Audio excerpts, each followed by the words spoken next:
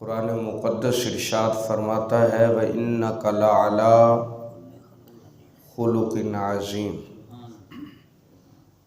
یعنی اے محبوب ہم نے آپ کو اخلاق کے اعلیٰ درجے پر فائز فرمایا ہے۔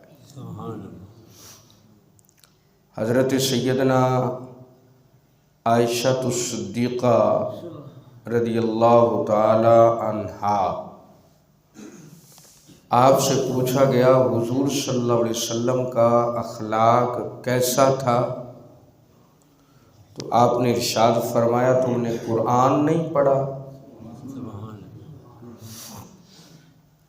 کان خلقہ القرآن، ارشاد فرمایا سارے کا سارا قرآن میرے محمد کا اخلاق ہے۔ تو یہ دو لفظ ہیں حسن اخلاق۔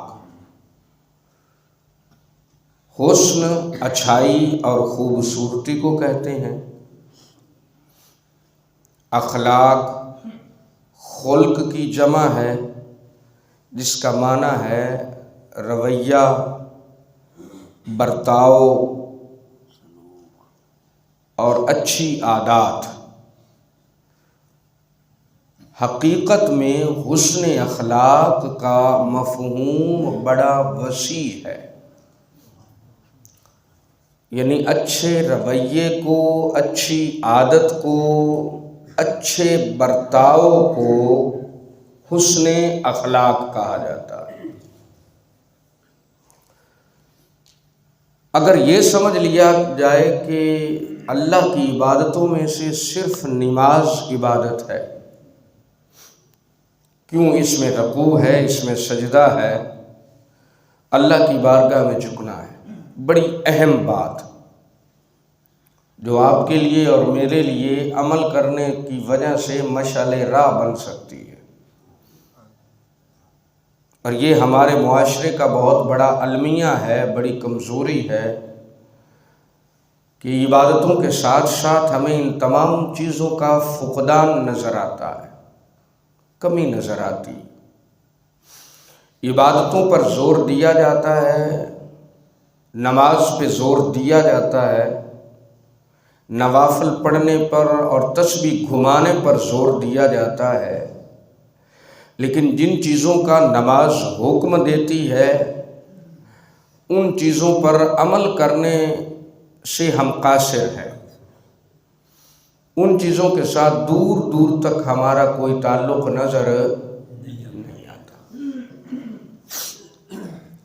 نماز کے بارے میں حکم کیا ہے؟ قرآن مقدس ارشاد فرماتا ہے ان الصلاۃ تنہی عن الفحشاء والمنکر، نماز بے حیائی اور برے کاموں سے روکتی ہے۔ ایک بندہ نماز پڑھ کے، نماز پڑھنے کے بعد جا کر اپنی بیٹیوں کا، اپنی بہنوں کا حق کھاتا ہے، اسے نماز سے فائدہ کبھی بھی حاصل نہیں ہوگا۔ بات سمجھ میں آ رہی ہے؟ ایک شخص نماز پڑھنے کے باوجود گھر جاتا ہے، اس کے ہمسائے، اس کے پڑوسی، اس کے گوانڈی اس بندے سے پریشان ہیں، اس نمازی صاحب سے، تو نماز پڑھنے کا اسے فائدہ حاصل نہیں۔ ایک شخص نماز پڑھنے کے باوجود جیسے ہی گھر میں داخل ہوتا ہے تو گھر والے سمجھتے ہیں کہ شاید ہٹلر صاحب آ گئے، گھر والوں کا بولنا چلنا یا سانس لینا دشوار ہو جاتا ہے، مشکل ہو جاتا ہے، بچے ڈرتے ہیں، گھر والے ڈرتے ہیں، بیوی ڈرتی ہے، نوواں ڈر دیاں نے تے پتر ڈردے نے کہ پتہ نہیں کی شے گھر دے وچ وڑ آئی ہے۔ نماز پڑھنے کا فائدہ حاصل نہیں ہوگا۔ نماز پڑھنے کے باوجود ہم اگر دکاندار ہیں، اپنے مال میں کمی بیشی کر کے بیچتے ہیں، نماز پڑھنے کے باوجود اگر ہم بزنس مین ہیں تو ہم ملاوٹ کرنے کی کوشش کرتے ہیں، تو نماز کے فوائد و ثمرات کبھی بھی حاصل نہیں ہوں۔ تو ان تمام چیزوں کو مد نظر رکھتے ہوئے نماز برائی سے روکتی ہے، کسی کا حق کھانا برائی ہے، نماز پڑھنے کے بعد فائدہ حاصل نہیں ہوگا۔ نماز بے حیائی سے روکتی ہے، بے حیائی ہے کاروبار میں ملاوٹ کرنا، کمی بیشی کرنا، ناپ تول میں کمی کرنا، چوری ڈکیتی کرنا، نماز پڑھنے کا فائدہ ثمرہ حاصل نہیں ہوگا۔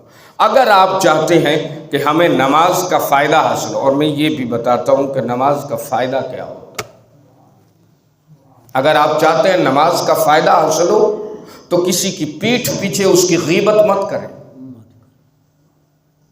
معذرت کے ساتھ ایک بات کہنے لگا ہوں، مصلی رسول کا تقاضا یہ ہے کہ 100 میں سے 95% نمازیوں کا مسئلہ یہ ہوتا ہے نماز پڑھنے کے بعد مسجد کے دروازے پہ کھڑے ہو کر لوگوں کی غیبت اور چغلیاں کرنا۔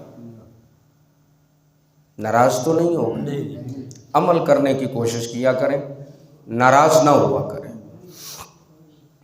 95% ایسے ہی ہے نا جی، جب ہماری زندگی سے یہ معاملات ختم ہو جائیں گے نا جی، ہم نماز کی روح کو سمجھ لیں گے، ہم کسی کی پیٹھ پیچھے کسی کی چغلی نہیں کریں گے، غیبت نہیں کریں گے، کسی سے حسد نہیں کریں گے، ہمارے دل میں انا نہیں ہوگا۔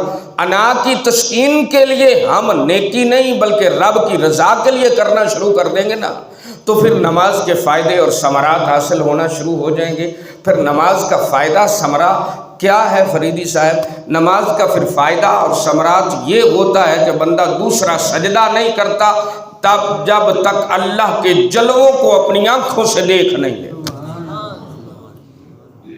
پھر ایسے نمازی کے لیے اللہ تبارک و تعالی اپنے نور اور اپنے جلووں کے آگے سے پردے ہٹا دیتا ہے کہ اب تم نماز اپنی خواہشات کے لیے، اپنی انا کے لیے اور ایسے معاملات کے لیے نہیں پڑھ رہا بلکہ مجھے راضی کرنے کے لیے پڑھ رہا ہے، تو آجا قریب آجا، میں تجھ پہ راضی ہو گیا ہوں۔ خدا بندے سے خود پوچھے، یہ قلندر لاہوری کا شعر ہے، اس ایک فقرے میں بہت ساری چیزیں آ جاتی۔